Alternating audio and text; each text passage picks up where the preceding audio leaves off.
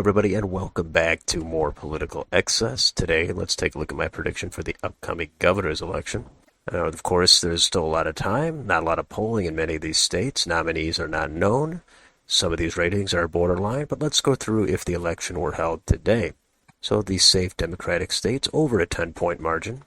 California, Hawaii, Colorado, I don't think Jared Polis will be under 10 there.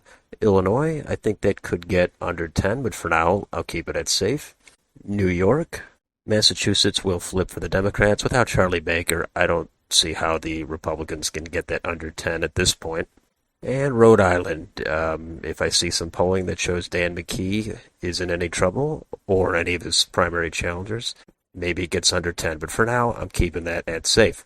Now, these safe Republican states, Idaho, Wyoming, South Dakota, Nebraska, the open seat there, Oklahoma, Texas with Greg Abbott. I think it could get under 10, but for now I'll keep it at just over 10 at a safe margin.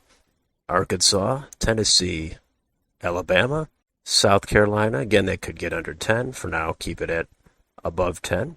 Ohio, I think will be safe in the end. And then, of course, Vermont and New Hampshire. Now on to the likely Democratic states. First up is New Mexico. That one could turn into a lean, potentially. For now, I think likely is a safe characterization. Also, Minnesota, I think that's pretty accurate. That could turn into safe, could get down to lean. Connecticut, that's another one. The last several have been close. I could see that being under 10 for sure. It's hard to know at this point. And finally, Maryland, I think that will be another flip for the Democrats. That one does have potential to go in either direction as well. It could be a surprise at the last minute, similar to 2014 with Larry Hogan. And on to the likely Republican states. Alaska, that a little bit of a tricky state. They don't necessarily like their incumbent governors in recent elections, and they do have ranked choice voting now, but it's a fairly red state, I'm going to say, and they hold that by over a 5-point margin.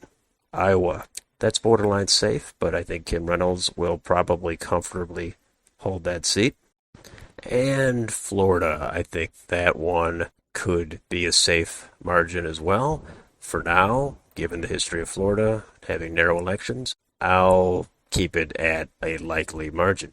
Now on to the lean Democratic states. First we have Oregon.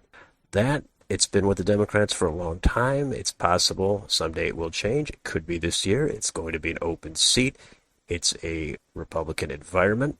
I think it could easily be under 5. If there's a big enough push, Republicans could maybe even pick it up. But for now, I think I'll keep it at a lean margin. And then we have Nevada. I think Steve Sisolak, at this point, will probably be able to hold that by at least a couple of points. And that actually is the opposite of what I had for the Senate prediction.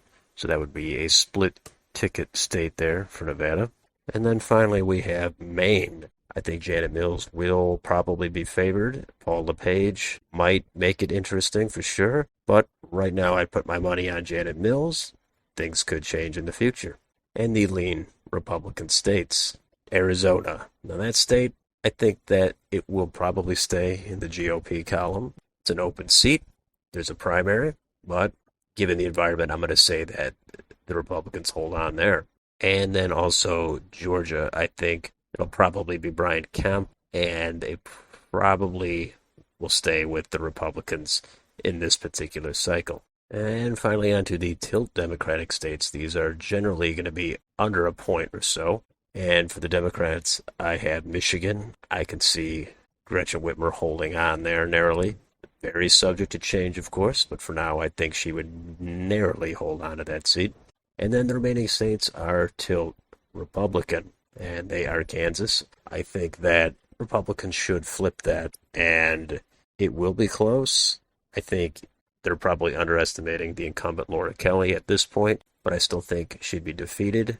And then Wisconsin, I think Tony Evers is more likely to lose than not, given the environment, but there's a chance, of course, he holds on, but right now I think he would narrowly lose. And finally, Pennsylvania, that open seat, that's going to be a fascinating race to watch to see if the Republicans can flip that. I would say I'm giving them the benefit of the doubt, given the environment, given it's an open seat, but it's not a sure thing. Democrats are position to be able to hold that. So that is what I think for the upcoming governor's elections at this point. We'll see what happens over the next few months. That would result in 29 Republican governors and 21 Democratic governors. So let me know what you think of this map. Do you agree? Do you disagree? If you enjoy this content, please like, share, and subscribe. Thank you for watching, and I will see you on the next video.